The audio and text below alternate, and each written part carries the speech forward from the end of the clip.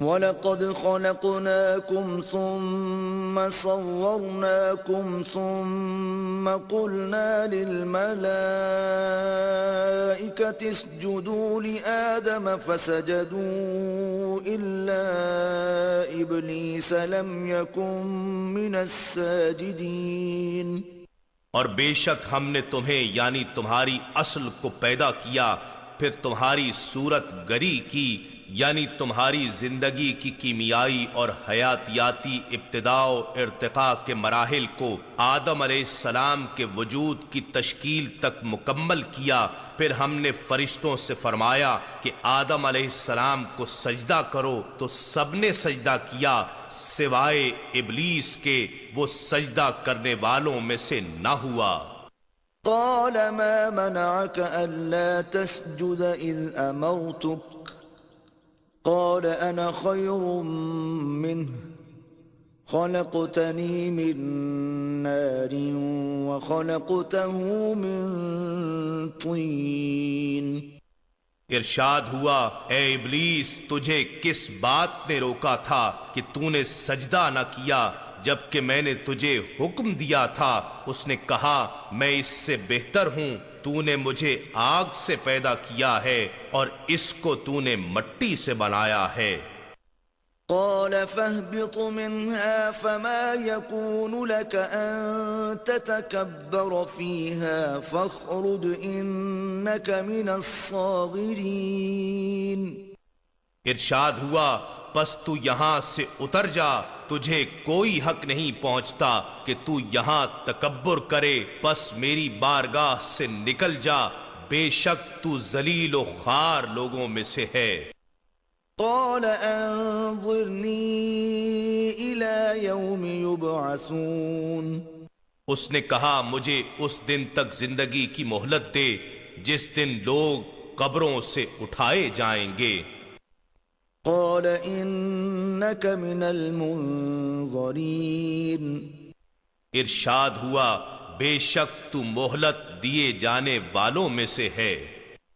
قال فبما أغويتني لأقعدن لهم صراطك المستقيم۔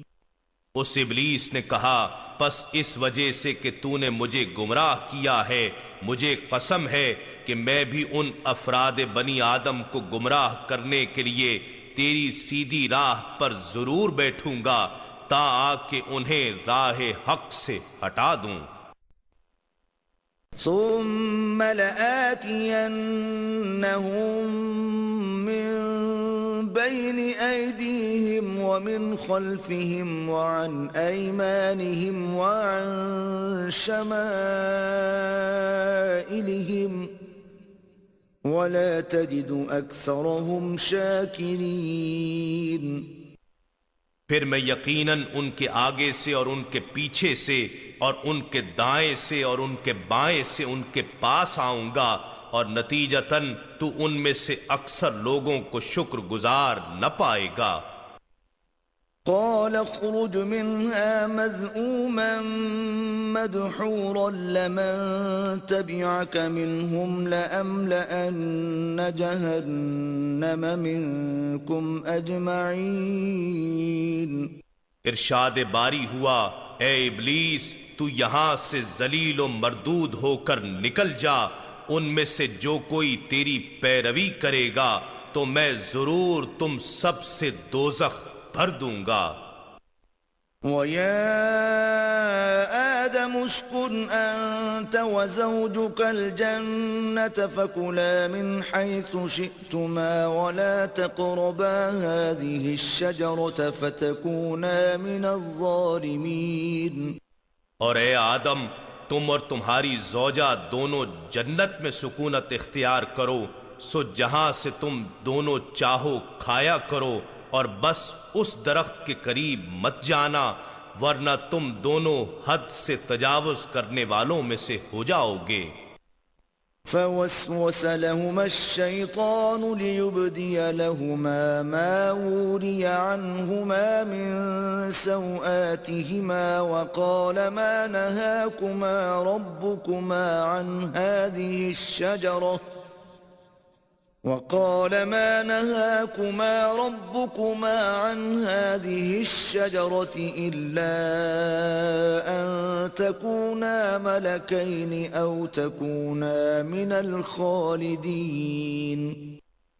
پھر شیطان نے دونوں کے دل میں وسوسہ ڈالا تاکہ ان کی شرم گاہیں جو ان کی نظروں سے پوشیدہ تھیں ان پر ظاہر کر دے، اور کہنے لگا اے آدم و حوا، تمہارے رب نے تمہیں اس درخت کا پھل کھانے سے نہیں روکا مگر صرف اس لیے کہ اسے کھانے سے تم دونوں فرشتے بن جاؤ گے، یعنی علائق بشری سے پاک ہو جاؤ گے، یا تم دونوں اس میں ہمیشہ رہنے والے بن جاؤ گے، یعنی اس مقام قرب سے کبھی محروم نہیں کیے جاؤ گے.